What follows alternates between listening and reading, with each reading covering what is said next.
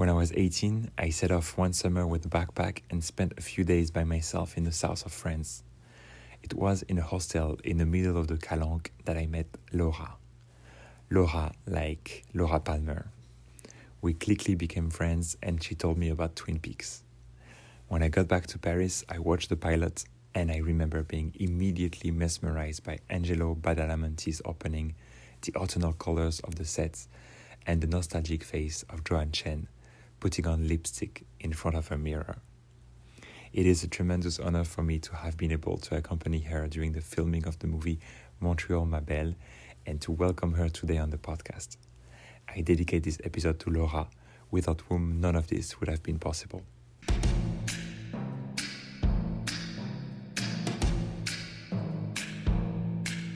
Et surtout à cause de votre mauvais caractère. Oh, quel caractère. Quel caractère.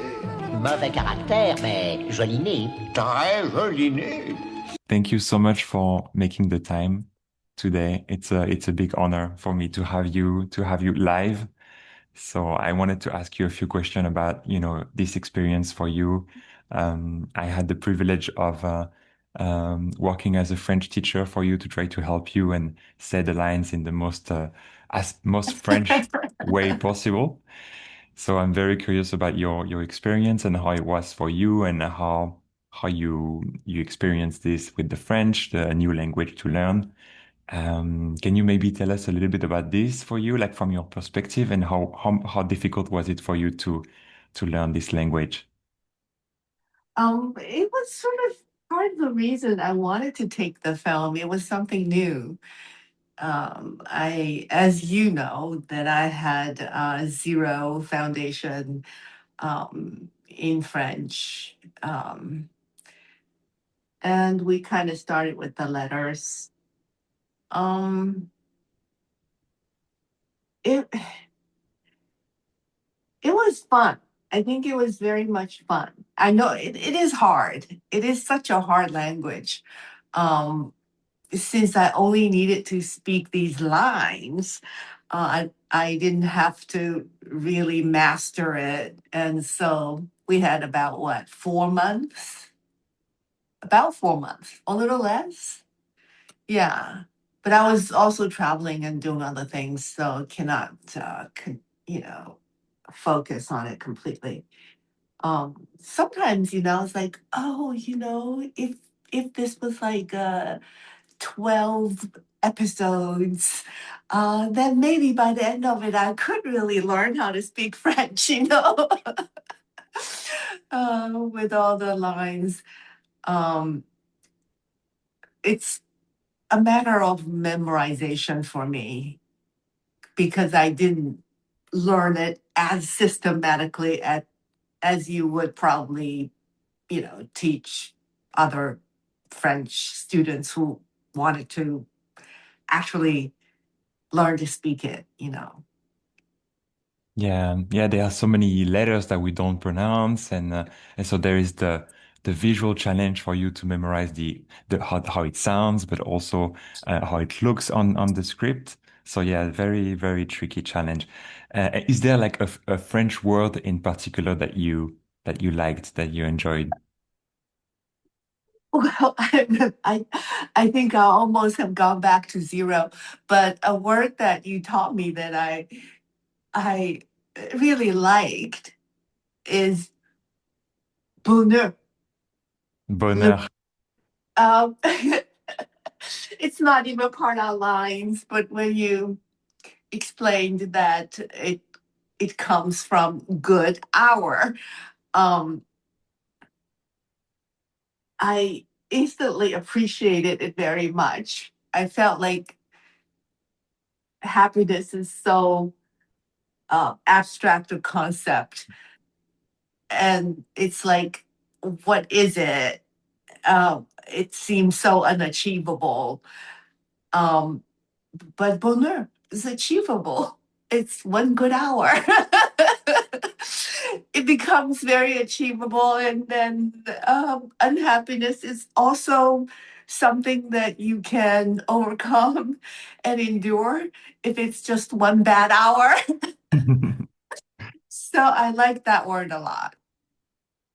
Yeah, it's funny because that's the kind of thing that as French native speaker, we don't really realize. We take it for granted and we don't see it from a new perspective. So it's always refreshing to be I, reminded that, I felt it must have come from somewhere because le bonheur, it has to. It's what good hour, right? yeah, literally, yeah, Yeah. yeah. And is there a word that was very tricky for you to pronounce or like to? I think almost all of Oh. them. I mean, as everybody would agree, the French R is very difficult for people who didn't grow up speaking it. Um, I think it's a very hard. I just felt during the time when we were studying the lines and trying to get me to say them, I just felt like my entire jaw, face, neck muscle were kind of sore because it's like using certain parts of your um, voice cord or your facial muscle that is not usually used. Yeah. But I enjoyed it very much. I enjoyed it very much. I remember you were doing very good with the U sound, which is also tricky. The U and the R, you were able to say them very clearly, very early on. So I was impressed. But I knew that you were very dedicated and very good with learning languages as well. Is there like a French movie that you like? Just a couple of days ago, I was talking about it's not actually a French movie, but it was done in French. Is um, Diving Bell and Butterfly. But for a real French movie, let's say, um, I remember um, really loved Murmur of Heart, Louis Malle movie, Oh, and Louis Malle. sort of a coming of age movie. Well, 400 blows. Um, um, oh, just more recently, is it a French movie? Anatomy of a Fall? Yes, it is. Absolutely. Yeah, it's a French movie. It was produced between a few European countries. I believe it was also with Switzerland and maybe the Netherlands or Belgium. But yeah, it was written and directed by a French woman. Yeah. That was a really great movie. It was a really great movie. I mean, there are so many, like, old French masters that is an inspiration for so many other filmmakers. I remember um, the writer director of Didi, when we worked together, he often talked about 400 Blows. It's like, just a really influential film, inspired many later generations. Yeah. And when it comes to French culture, we also often think of food, especially in the US. So I wanted to ask you if there is any like French food that you particularly like. I think more like bakery. um, yeah, it's more like bakery. Croissant. Um, Croissant is almost happiness for me. Yeah, when we were in Montreal, like we didn't really get to experience the French gastronomy, but still we had. No, we were doing everything else. We were Yeah. doing other ethnic Mhm. food. We didn't really go for French. Um, mm, And about the experience on set in Montreal, because I know that you make movies all around the world in like so many different countries. And how was it for you, like being with the Montreal crew and hearing French and Quebecois all the time. How was your experience on set? It was nice. I started to, pick up some of the words and started to understand because there is context for me to understand it. And so that's I like I said, I wished it lasted longer for me to actually learn a bit more French.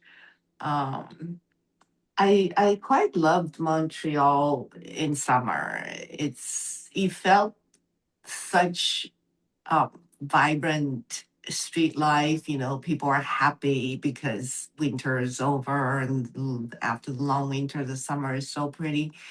People are out having their chilled beer on the street, and people eating street foods, and as you know, we've had such many very long lunch hours. I think the longest is like what, hour and a half, which is like ridiculous. Um, and often it's an hour, so it's good time to explore the neighborhood that we filmed in, and we filmed in so many neighborhoods. And I kind of felt a certain charm of the city, even though it's not like the most wealthy, or got the most new high rise. It's not like Vancouver, which had a lot more money put into that city. But I felt the charm, even certain dilapidation in the buildings or the old churches gave me a sense of time passing, history, and there's a certain charm to that. Um, Actually, in my last Sunday, because there were so many churches and so many of them, like what, half of them are not functioning. Like you see them all sealed, or the grass growing on the steps, and so many churches. I actually spent some time on my last Sunday, and I actually visited three churches. Like going into the church to actually experience the Sunday service. Um, Not being religious myself, I just sort of got curious. And what else was enjoyable? I remember we played ping pong. um, in the US, I don't think there are outdoor ping pong tables like in parks. I never saw them in the US before. Um, so that was a lot of fun. And I also enjoyed the communal gardens where people plant their tomatoes and grapes. And I remember just reaching in and steal a couple of grapes. Um, it was a lovely time. Very nice. Yeah. I remember that sometimes the crew were kind of it was a bit struggling. They were struggling a little bit with the names because they would call you Joan and then your husband. Joanne, Yeah, Joanne or Joan. John. And then the actor who was playing your husband in the movie was called John, so it Yeah, was very confusing for you guys. You were always like, yeah. thinking that you were being called. But yeah, in terms of, like the challenges that you faced during the shooting, is there one in particular that was more difficult than the others? I think I always felt rushed. There were, for instance, the scene in the park where Feng Xia and Camille first started to converse. Um, we only had that little daytime um, to shoot, and it's a long scene. It's such an important scene, and with me, saying all the French lines, um, and there's subtle emotions to convey, from just um, basically two strangers To start out with, in the beginning of the scene to the end, she was Fengxia is completely infatuated. Just that one scene need to convey that. But I had only one chance. I had one take of my shot, my side.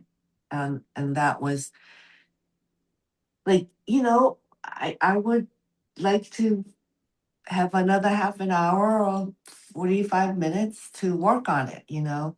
So times like that, it becomes challenging. People might think, oh, the love scenes might be challenging. To me, that wasn't all that challenging.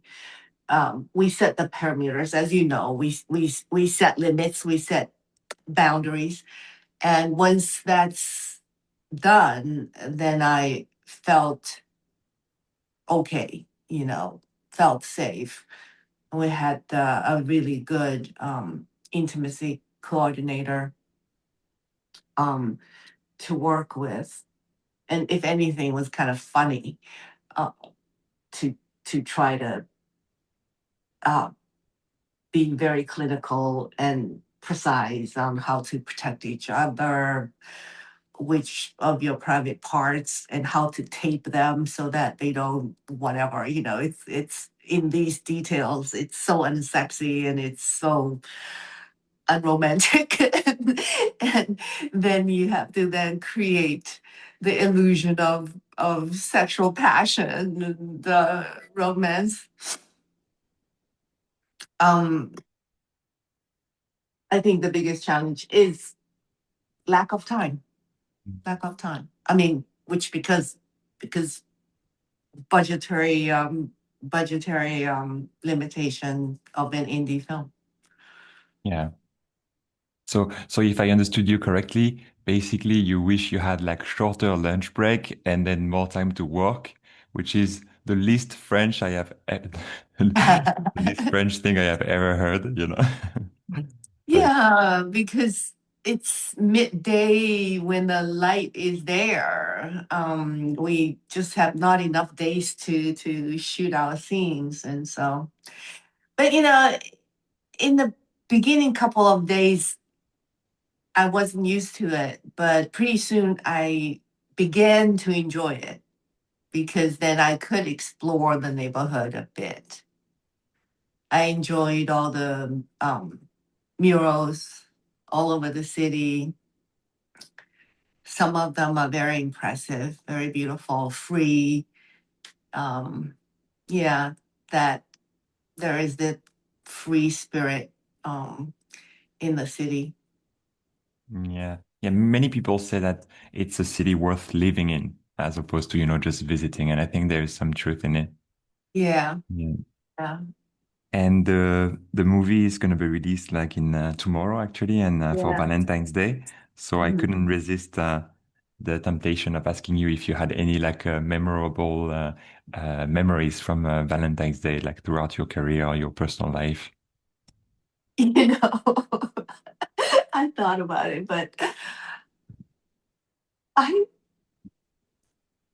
I could vaguely remember in my 20s, many of the Valentines were stressful because as Valentine approaches, and if you're not in a relationship, you start to say, because if you're not out with someone Valentine's night, you'd be a loser, right? So um it's like, oh God, it's always such a stress to think about it.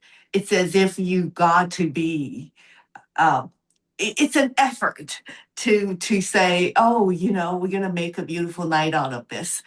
Um, so I know, romances or love, they happen when you're least expecting it. And it can be any day of the month, any minute of the day. It's really um anything that is set on a certain time, on a certain day, with certain expectations, can hardly ever be romantic. So I really don't. But the idea is beautiful. The idea is beautiful that will you be my Valentine? But that should be asked every day of the year. It's not one day out of the year. But I'm glad symbolically, this is a love story that comes out on Valentine's Day. It is a film of this old woman falling in love for the first time in her life, and to finally feel love and be herself and in this unforgettable summer in Montreal. So it's fitting that our film will be released on Valentine's Day, Yeah, Valentine's weekend anyway. absolutely. Yeah. No, that's a beautiful timing. Thank you so much, John. It was a real pleasure to catch up with you. Thank you so much for making the time today. And I also wish you all the best for the new year and all the best for your new show. Yeah, thank you. All the best to you too.